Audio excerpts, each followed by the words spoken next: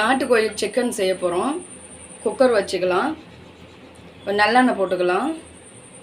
பட்டை, லவங்கம், கல்பாசி, அன்னாச்சிப்பூ இது எல்லாமே சேர்க்கலாம். பட்டை, லவங்கம், ஏலக்காய், அன்னாச்சிப்பூ, இஞ்சி பூண்டு பேஸ்ட்டு, தக்காளி, சின்ன வெங்காயம், 1 கிலோ நாட்டுக்கோழி சிக்கன். லவங்கம் போட்டாச்சு. வெங்காயம் போட்டுக்கலாம். சின்ன வெங்காயம் டேஸ்ட்டாக இருக்கும். நாட்டுக்கோழி சேர்க்கலாம்.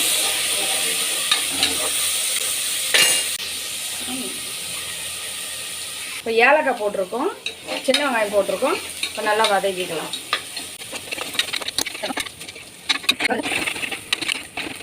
இப்போ கொஞ்சம் இஞ்சி பூண்டு பேஸ்ட் போட்டுக்கலாம். பாருங்கள், நல்லா வதங்கிடுச்சு.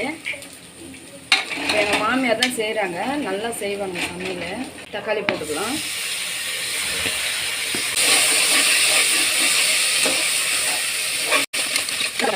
கொஞ்சம் நேரம் மூடி விட்டால் சீக்கிரம் வதங்கிடும், அதனால் கொஞ்சம் மூடி வச்சுக்கலாம். கொஞ்சம் நல்லா வதக்கிக்கலாங்க. நல்லா வதங்கிடுச்சுங்க. இஞ்சி பூண்டு பேஸ்ட்டு போட்டுக்கலாம்.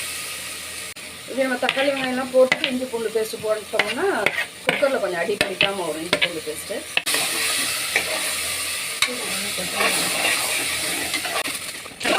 இப்போது சிக்கன் போட்டுக்கலாம். நாட்டுக்கோழி சிக்கன்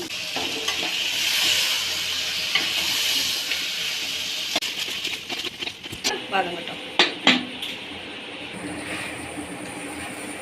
கொஞ்சம் நல்லா இன்னும் கொஞ்சம் இப்போ வந்து சிக்கன் மசாலா, கொஞ்சம் மல்லித்தூள் போட்டுக்கலாம். இப்போ மல்லித்தூள் சிக்கன் மசாலா போட்டுக்கலாம். போட்டு இப்போ கொஞ்சம் நல்லா வதக்கி விட்டுக்கலாம். கொஞ்சம் மிளகாத்தூளும் சேர்த்துக்கலாம்.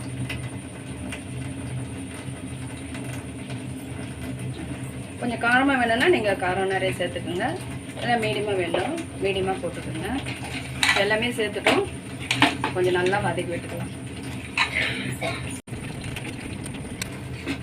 மசாலாலாம் போட்டுட்டோம். இப்போ நல்லா வதங்கிடுச்சு. பண்ணிக்கலாங்க. கொஞ்சம் கிரேவியாக பண்ணிக்கலாம்.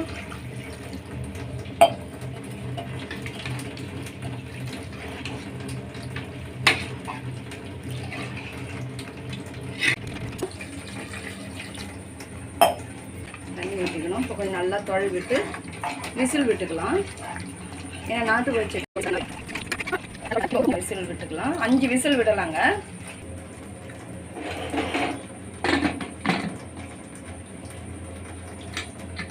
இப்போ 5 விசில் வரட்டுங்க. பாருங்க, நல்லா கிரேவி ஆயிடுச்சு. கொஞ்சம் கொத்தமல்லி போட்டுக்கலாம்.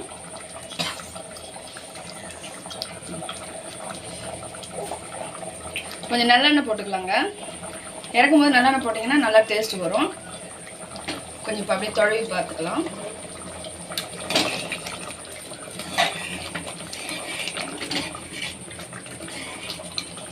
பாருங்க, சிக்கன் குழம்பு ரெடி ஆயிடுச்சு.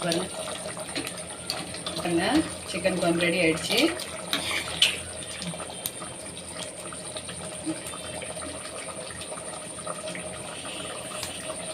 ரெடி ஆயிடுச்சுங்க. நீங்கள் இது மாதிரி செஞ்சு பாருங்கள்.